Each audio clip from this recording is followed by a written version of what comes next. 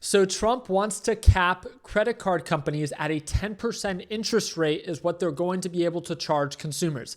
Can he actually do this? What's going on, guys? It's Ricky with TechBud Solutions. And the reason that we are talking about this is because the impact that this has had to publicly traded companies.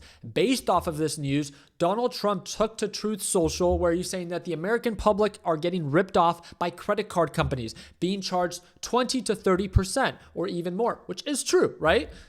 He then gets political, not here to do that. He's saying, as president of the United States, I am calling for a 1-year cap on credit card interest rate of 10%. Now, we don't know if this is, again, something that's for debt moving forward or for existing debt at a total of a 10% cap. Nonetheless, he's saying that he wants this to happen on January 20th, which is just 3 days away from when I'm uploading this video, and he wants this to happen for 1 year. Now, can he actually do this? In a very simple answer, no, he does not have the power to, at least not historically speaking. It's Congress that sets these caps. But again, this is right within Trump's playbook. He's not someone that asks for permission. He's someone that always would rather ask or apologize after. So will this actually happen? We'll see. But as of right now, the reason I'm talking about it is because of the impacts that this has had to publicly traded companies like Visa, a significant downturn, MasterCard, a significant downturn, American Express, Capital One, Bank of America. Feel free to look up any of your favorite publicly traded credit card companies and see if they were negatively impacted. The reason I'm talking about this is that if it does not pass, what do you think is going to happen to these credit card issuers after January 20th? They'll most likely recover. So possible dip buy opportunity for those that see it to be fit. Or if it does pass, then guess what? This is terrible for these credit card companies because they make a bunch of money off of the interest that they charge these companies. Being capped at that interest means that they'll most likely make less. So therefore, a larger potential sell-off, either sell or potential short opportunity. So I just wanted to talk about this because of how it impacts the market. Now, let's talk about why this most likely wouldn't actually work. Now, don't get me wrong. I would be in support of credit card companies to be capped at 10%. And the reason why is because, well, why wouldn't I, right? That means for myself and every other person, yes, it would be incredibly cheap, or at least a lot cheaper, to be able to borrow debt by being capped at 10%. Now, let's get out of fairy tale land and now kind of like speak in the real world. 2 main points that I want to make. I'm not getting political. I'm not here to offend you. I'm being realistic. I would say that everyone would agree that, sure, by credit card debt being the #1 killer of wealth building in America, why wouldn't we want to support a 10% interest rate cap? Ricky, that's so un-American of you. Why do you want? No, it's not that I don't want Americans to be able to get ahead. It's that credit card companies are not going to be able to mitigate risk if being capped at 10%. Let's be realistic. Get out of your fairy tale land ideology and just be real. Either you or someone you know, friends, family, are terrible at paying back debt.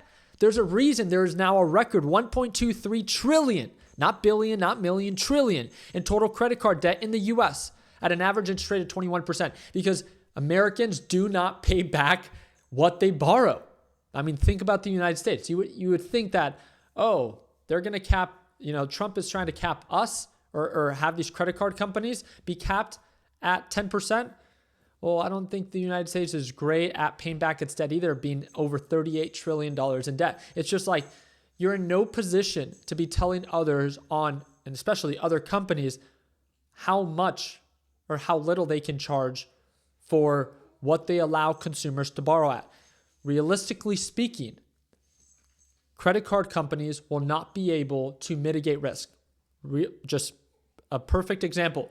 You are telling me someone with A+ credit, 800 credit score, and an amazing track record, perfect track record, can take out a mortgage right now, which is the safest form of, in my opinion, being able to take out debt, and they would get a 6.5% interest rate mortgage.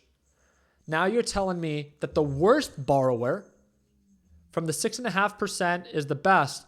The worst borrower now gets capped at 10% because realistically speaking, now I can literally buy anything at just the 10% cap. I can flip homes, borrow that money, 10%. credit card companies would not be able to mitigate the risk at 10%. That 3.5% of cushion from their best to their worst, just there's a reason it's set at 20 to 30% because Americans, historically speaking, are terrible at paying back their debt. Stop living in a fairy tale land. There's a reason that they have it. And even being set at 20 to 30%, again, there's still $1.23 trillion in debt. You wouldn't let, that friend or family member that's terrible at paying back debt to borrow at 10%. Why do you expect other people to use their money to lend at 10% when you wouldn't lend your money at 10%? It's not realistic. And the other thing that I wanted to quickly highlight is if this does pass, I believe that only the best borrowers will be given these lines of credit. I think everyone else, all these incentives of points, all these incentives of large lines of credit will go away. Why? Because now these credit card companies have no way to be able to manage and mitigate risk with these, again, terrible borrowers. So any incentive that there once was will no longer be. Again, just being realistic, not being political, I'm just looking at it on the business side.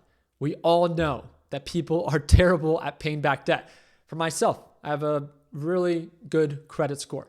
You're telling me that if I'm capped at 10%, and if in this fairy tale world, I can still borrow as much as I can borrow today, I would be buying everything on credit because now I can buy any house, and instead of having to go through the proper form of qualifying and get a 6.5% interest rate, you're just telling me for 3.5 more, I don't have to do any of that, and I can buy any flip instead of getting hard money loans at 9.5 to 11%. I can now get it at 10% on my credit card. I can buy any car, any vehicle, any liability at just 10%, any land. Or for any crypto, right? For anyone that's into that, they can just hedge it with a 10%. Again, it's not realistic, right? And we all know that. And it might be tough to acknowledge, but this is the difference between a good idea and just not realistic for credit card companies. I wish that the United States would offer maybe their own form of credit card. If they were so passionate of helping the American people, then put your money where your mouth is. Provide a credit card that's backed by the United States and let them borrow at 10%. I think that would be a great idea. The average American has about $6,500 in credit card debt. Put a cap at $6,500 or $10,000 and offer it at 10%. But for you to say that now credit card companies, full-on businesses, have to mitigate their risk and now are capped with their money, they're just not going to lend to people. And we all know that, right? At least when you really begin to give it time. So this shows the probability of missing minimum debt payments over the next 6 months. And obviously it has seen a huge spike. Again, just shedding a lot of light that people are terrible at paying back to their debt. And the average American now has a record $10,000 in credit card debt, $22,000 in auto loans, $58,000 in student loans, and $241,000 in mortgage. So again, just historically speaking, on average, Americans are not good when it comes down to debt. With that being said, it doesn't mean that it can't pass or it can't pass for now, and it actually has a further negative catalyst for a lot of these publicly traded companies. So if you think that it will pass, that would be bad news for a lot of these publicly traded companies, these credit card issuers like Bank of America, Capital One, American Express, MasterCard, and Visa. If you were to look up some of your favorites, that means that they're more likely to drop if it does pass. If it doesn't pass, most likely a lot of these are bound to recover. Again, I wanted to use Bank of America from the current lows at $53. If it does end up going back up, that's an 8% of potential recovery. Visa was one that got hit pretty hard. Obviously, Visa makes a ton of money when it comes down to how much money that they let people borrow. This one's about 8.5 to about 9%. And again, I wanted to provide for you the largest credit card issuers as from Chase, 1.25 trillion, American Express, 1.1 trillion, Citigroup, 593 billion. So again, I wanted to provide you not just the details on why I don't think it's realistic, but I wanted to provide you real world scenarios and also how to be able to look at this to try to profit off of it if you are actively trading or investing in the stock market.